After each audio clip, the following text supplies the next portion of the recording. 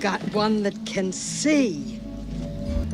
I have come here to chew bubblegum and kick ass, and I'm all out of bubblegum. In 1988, a low-budget sci-fi movie was released and mostly ignored. Made on a modest budget of around $3 million to $4 million, They Live grossed about $13 million domestically and worldwide, making it a modest commercial success for a low-budget film. While sci-fi critics expected Star Wars spectacle or the horror of Alien and the Thing, They Live offered none of that. It was angry, cynical, and political. In the 1980s, capitalism felt triumphant. This was the Reagan-Thatcher era. Markets were deregulated, wealth was celebrated, success was loud. The dominant message was simple: if you work hard enough, you'll make it. And people believed it.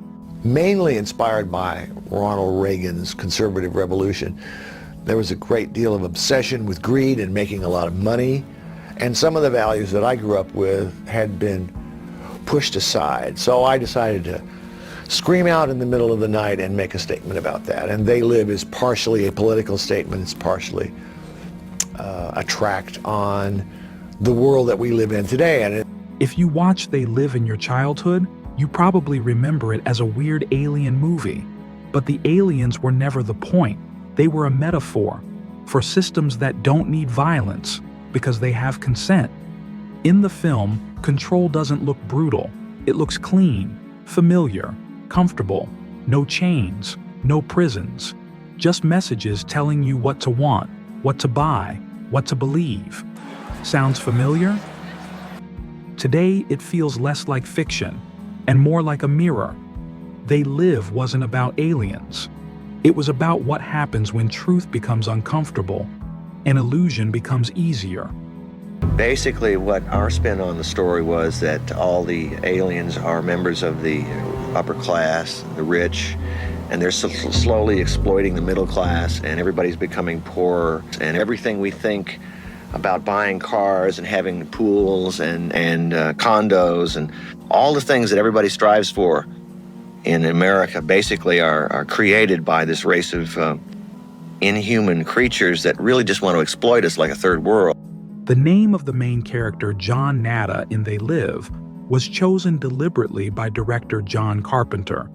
John is a very common name, often used to represent an average or anonymous person. His family name is a Spanish word meaning nothing. Together, the name suggests that the character starts the film as an ordinary man with no power, no social status, and no special role in society.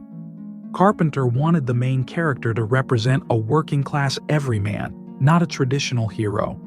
The point of the story is not that John is exceptional, but that awareness can come from anyone. The main literary influence behind They Live was a short story called 8 O'Clock in the Morning by Ray Nelson. The story is about an ordinary man who discovers that humanity is being controlled through hidden messages that keep people passive and obedient. John Carpenter adapted this idea and expanded it into a social satire. He has stated that the film was a response to the rise of consumerism, advertising culture, and economic inequality during the Reagan era. Carpenter was especially critical of what he saw as unrestrained capitalism and the growing power of corporations and media to shape behavior without force. They Live feels more relevant today because many of the systems it criticized have become more advanced, normalized, and harder to see. Why don't you let me fix you some of this new Mococo drink? All natural cocoa beans from the upper slopes of Mountain Nicaragua, no artificial sweetener. In the late 1980s, the film focused on advertising, television, and mass media as tools that shape behavior. Today, those tools have been replaced by algorithms, social media platforms, and data-driven personalization. Control no longer comes mainly from visible messages like billboards or TV ads. It comes from curated feeds, recommendation systems, and economic pressure that influence what people see, buy, and value without direct force. The film's idea that people consent to the system because it provides comfort and familiarity is especially relevant now, when participation in digital platforms is almost unavoidable. In this context, the sunglasses in They Live represent awareness, not of a hidden enemy, but of how everyday systems shape behavior. That idea resonates more today because people increasingly feel managed by systems they don't fully control or understand.